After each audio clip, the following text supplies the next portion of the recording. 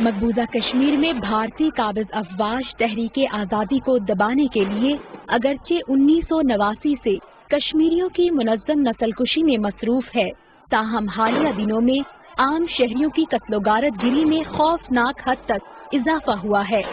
ہندوتوا کے پجاری مسلم دشمنی میں اتنے اندھے ہو چکے ہیں کہ وہ معصوم بچوں اور معمر افراد کو بھی بہیمانہ طریقے سے قتل کر رہے ہیں۔ مقبوضہ کشمیر کے قصبہ سوپور میں 3 سالہ نواسے کے سامنے ایک 65 سالہ معمر شہری بشیر احمد خان کا سفاکانہ قتل بھارت کی ریاستی دہشت گردی کا تازہ اور منہ بولتا ثبوت ہے۔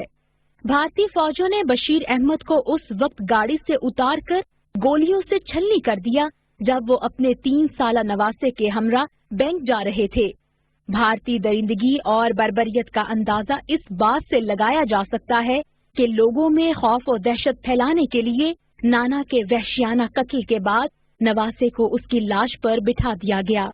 بھارتی درندگی کی بھینٹ چڑھنے والے بشیر احمد کے اہل خانہ جو صدمے سے نڈھال ہیں، یہ جاننا چاہتے ہیں کہ آخر 63 سالہ معمر شخص کو کس جرم کی پاداش میں قتل کیا گیا۔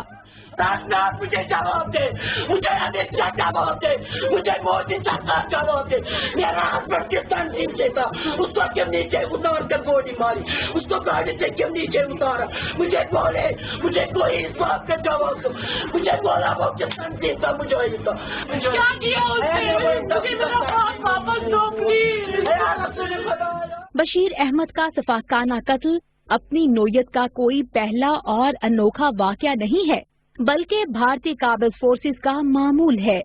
جب سے بھارت کی فسطائی حکومت نے اپنا ہندوتوا ایجنڈا نافذ کرنے کے لیے مقبوضہ کشمیر کی خصوصی حیثیت ختم کی ہے، بھارتی فوج کے ہاتھوں عام شہریوں کی فرضی جھڑپوں میں قتل و غارت میں اضافہ ہوا ہے۔ ایک محتاط اندازے کے مطابق قابض فورسز نے اس عرصے کے دوران 200 سے زائد افراد کو جعلی مقابلوں میں شہید کر دیا ہے۔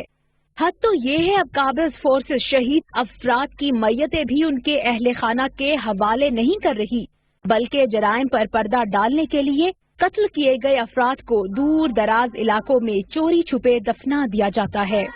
لواحقین کا کہنا ہے بھارتی فورسز جوانوں کو جیلوں یا گھروں سے اٹھا کر ان پر مجاہد تنظیموں کے کارکن یا ان کے معاون ہونے کا جھوٹا الزام لگا کر جعلی مقابلوں میں شہید کر رہی ہے۔